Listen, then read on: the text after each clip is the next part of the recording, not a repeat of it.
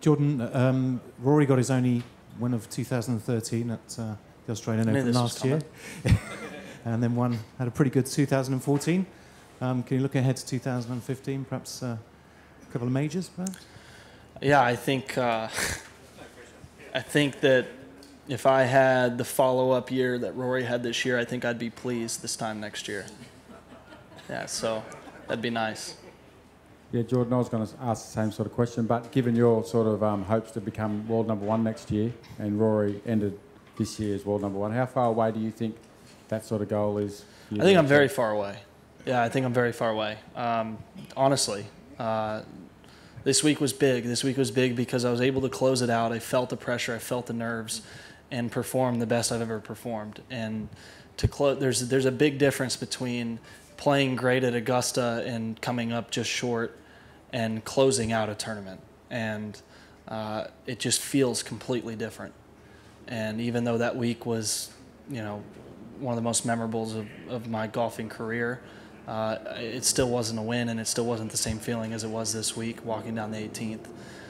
So in order to do this in majors, it's going to take a lot more than what it took this week. No disrespect to this championship.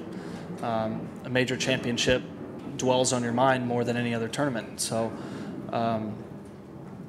I believe that I'm still far away because I believe that I have to win at least a major or two in order to at least start to significantly progress to that goal.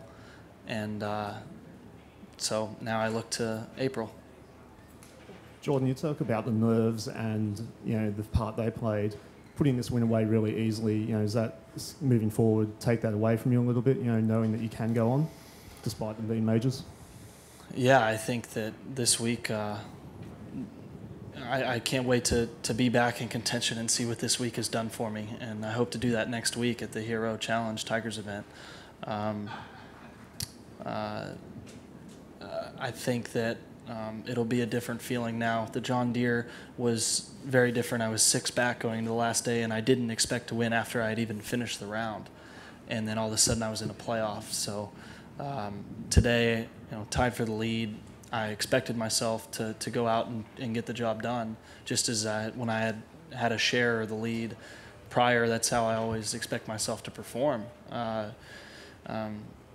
So today, you know, if I can get myself back in contention, hopefully get the lead or close to it, and then maybe have the same kind of day. Jordan, you talked about going close at Augusta. I think Greg Norman once said, you know, you learn more from losing than you do from winning. What lessons did you take away from the Masters this year, and has it helped you get to this point? Well, a lot. It wasn't just the Masters. It was the Masters and the Players and a few other throughout the year. And he is 100% on in saying that. And you lose a lot more than you win in this sport, and we all know that, and we accept it. And there are a few that make a few tournaments a year. You know, there are a few times where that's tough because you lose when you expected to win. From Augusta, from the Players, each time the same thing came up. It was a little bit of a lack of patience. It was a lack of understanding how many shots go into a round of golf, understanding that you don't have to jump the gun, and that I mean, every round's a marathon. And at Augusta, I got off to a hot start, same at the Players, and took the lead in, you know, the biggest tournaments I've ever played in. And both times, you know, I didn't really make a birdie the rest of the round, or maybe one birdie the rest of the round, followed by a couple bogeys or so. And those experiences were me jumping the gun, almost looking forward a little too quickly, I think. And today I got out there, and all of a sudden Greg birdies 1. You hear a roar from Adam on 2. And it didn't faze me at all.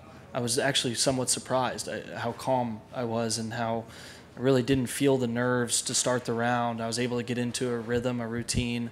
Had a really good putt on 3 on putts that I normally struggle with, which are downhill left to righters. I normally kind of lift the putter up a little bit, and I stayed down through it nicely, and I knew at that point that it could be a good day because the first couple holes were not affecting me, even though guys were getting off to good starts. And then, the 3 in a row. After that, I did look back on Augusta. I looked back on the players at that moment and said, this is where you need to learn from that. Don't get ahead of yourself.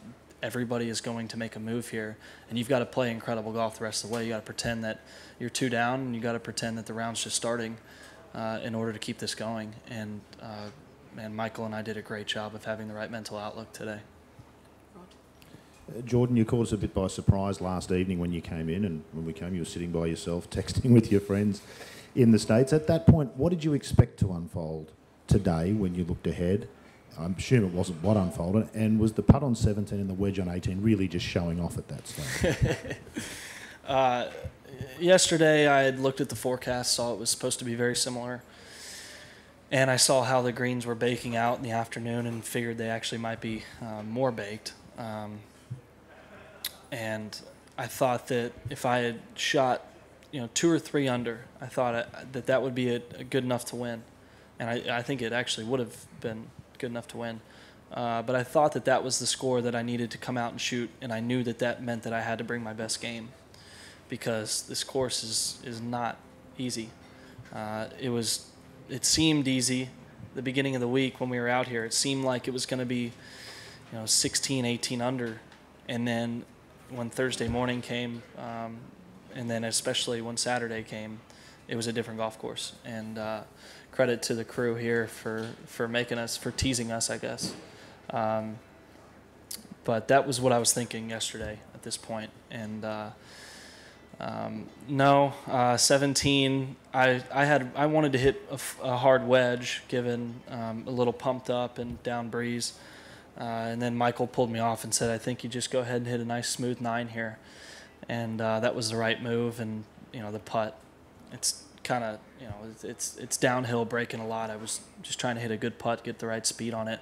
It happened to go in, and then I had a good number on 18. So I got fortunate there to play those holes with a couple birdies to finish. But, I'll be able to draw back on those last 2 holes, even though I knew I didn't need birdies. I knew I didn't need pars. I just knew that I needed to just keep it together and play a solid round.